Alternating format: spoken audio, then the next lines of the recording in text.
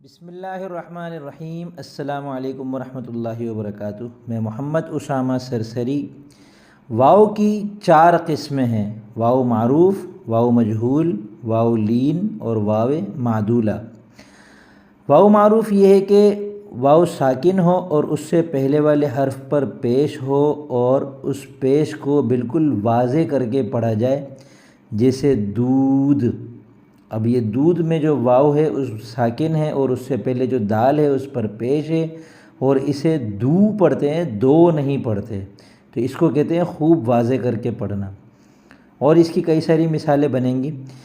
واو مجہول یہ ہے کہ واو ساکن ہو، اس سے پہلے والے حرف پر پیش ہو، لیکن اس کو ٹیڑھا کر کے ادا کیا جائے تھوڑا سا، جیسے دوڑ۔ اب دوڑ میں بھی واو ساکن ہے، دال پر پیش ہے، تو اسے دوڑ نہیں پڑھتے۔ اگر اسے دوڑ پڑھیں تو یہ واو معروف ہو جائے گی، یہ واو مجہول ہے، دوڑ۔ یہ واو لین جیسی ہوتی ہے، لیکن واو لین کیا ہے؟ واو لین یہ ہے کہ وہ ساکن ہو اور اس سے پہلے والے حرف پر زبر ہو، جیسے قوم۔ اب قوم اور دوڑ، ان کو اردو میں عام طور پر ایک طریقے سے ادا کرتے ہیں، دوڑ، قوم، لیکن ان میں فرق ہوتا ہے، اور وہ فرق جو ہے ملحوظ رکھا جاتا ہے قوافی میں بھی اور ادائیگی میں بھی۔ تو قوم پڑھتے ہیں اور دوڑ پڑھتے ہیں اس کو۔